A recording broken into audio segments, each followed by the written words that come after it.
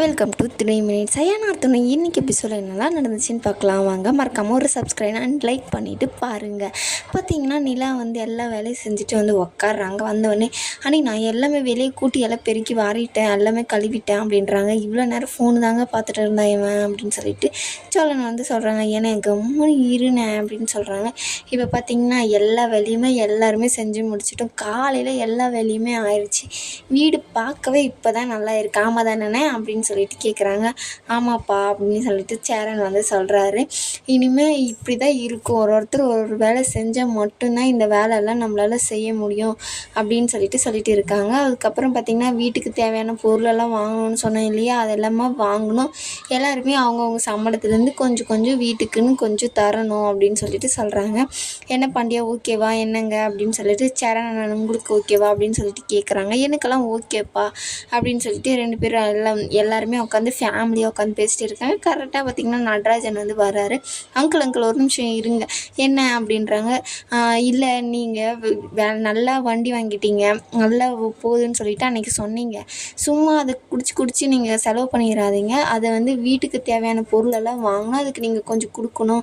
வீட்டுக்கு 2 பொண்ணு வேறு வரப்போகிறாங்க. என்ன மாதிரிலாம் அட்ஜஸ்ட் பண்ணிவிட்டு யாரும் இந்த வீட்டிலலாம் இருக்க மாட்டாங்க.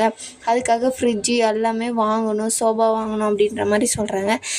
என்னாலலாம் காசு கொடுக்க முடியாது அப்படின்னோடனே, சரி உங்களால் முடியாதா, நான் வேணால் ஒரு கண்டிஷன் போடுறேன், அதை நீங்கள் பண்ணாமல் இருங்க, நான் வேணால் உங்கள்கிட்ட நான் காசு வாங்குறதில்ல அப்படின்னு சொல்கிறாங்க. இது ஏன்டா நம்பிக்கிட்ட சொல்லவே இல்லை இந்த ஆப்ஷனை அப்படின்றாங்க. இது கொஞ்சம் சத்தமாக கேள்றா அப்படின்னு சொல்லிட்டு பாண்டியனும் சோழனும் பேசிகிட்டு இருக்காங்க. அதுக்கு ஒரு கிளாஸ் எடுக்கவா எனக்கு வேணவே வேணாம் அப்படின்றாங்க. அதுக்கப்புறம் நிலா சொல்கிறாங்க, நீங்கள் என்கிட்ட பேசக்கூடாது, நானும் உங்ககிட்ட பேச மாட்டேன் அப்படின்னு சொல்லணுன்னே, ஏன்பா நான் காசு நான் தரேன் அப்படின்னு சொல்லிட்டு நடராஜன் சொல்கிறாங்க. இந்த ஆப்ஷன் உனக்கு ஓகேவாடா அப்படின்னு சொல்லிட்டு, ஏன்டா எனக்கே இப்போ தான் வாழ்க்கை நல்லா போயிட்டு இருக்குது, இப்போ இது வேறையா, இல்லை நான் காசே கொடுத்துட்றேன் அப்படின்னு சொல்லிட்டு அவங்க 2 பேரும் காமெடியாக பேசிகிட்டு இருக்காங்க. அதுக்கப்புறம் நான் தரேன் அப்படின்னு சொல்லிட்டு அவர் வெளியே போயிடுவார்.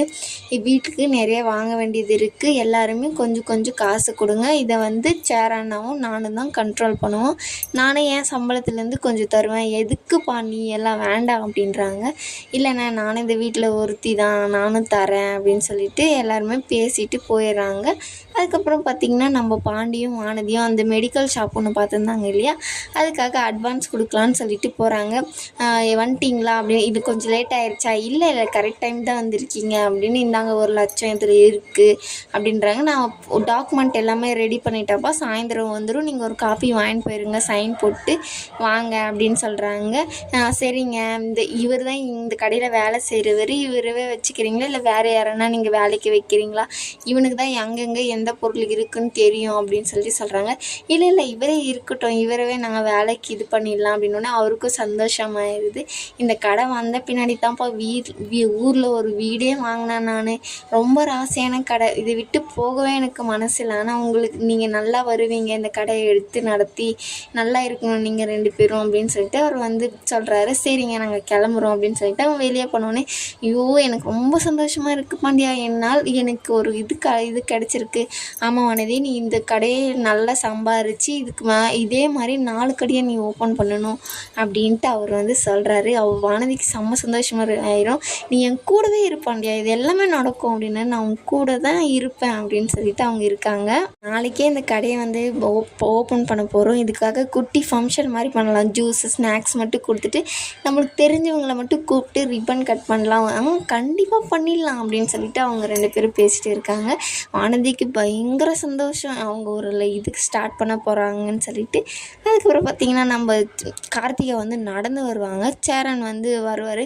என்னப்பா எங்கே போகிற அப்படின்னோடனே, கோயிலுக்கு தான் போகிறேன், தனியாக போகிற இரு, நானும் உங்க கூடவே வரேன் அப்படின்னு சொல்லிட்டு போகும்போது கேட்குறாங்க. என்னப்பா ஏன் நீ ஒரு மாதிரியே இருக்க, உனக்கு என்ன பிரச்சனை, ஒரு பிரச்சனையும் இல்லை எனக்கு அப்படின்னோடனே, இல்லை நீ சொல்லு அப்படின்னு சொல்லிட்டு சொன்னோடனே, எனக்கு நிறைய பிரச்சனை இருக்குது, நான் எதை சொல்லுவேன்னு சொல்லிட்டு நீ கேட்கனா நான் அழுந்துருவேன் மாமா அப்படின்னு சொல்லிட்டு அவர் வந்து அழ ஆரம்பிச்சிருவாங்க.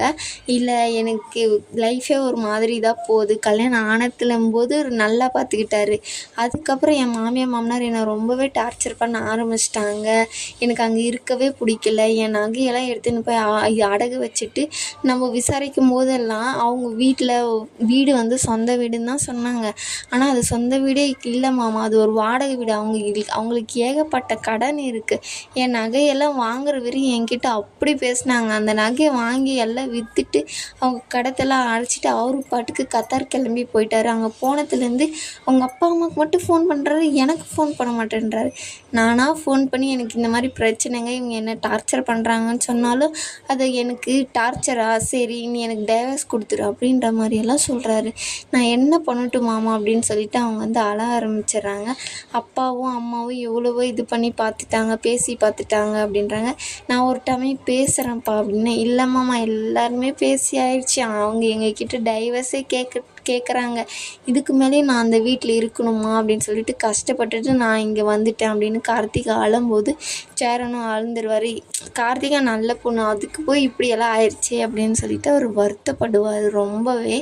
கோயிலுக்கு வந்துடும். அதுக்கப்புறம் சரிப்பா நீ சாமி கும்பிடு, ஏன்னா வாழ்க்கையே அவ்வளோதான் மாமா, என் தலையெழுத்தே இது தான், வேறு ஒன்றுமே என்னால் பண்ண முடியாது அப்படின்னு சொல்லிட்டு அவங்க உள்ளே போயிடுவாங்க. சரண் வந்து கஷ்டப்பட்டுட்டு நின்றுட்டு இருப்பார்.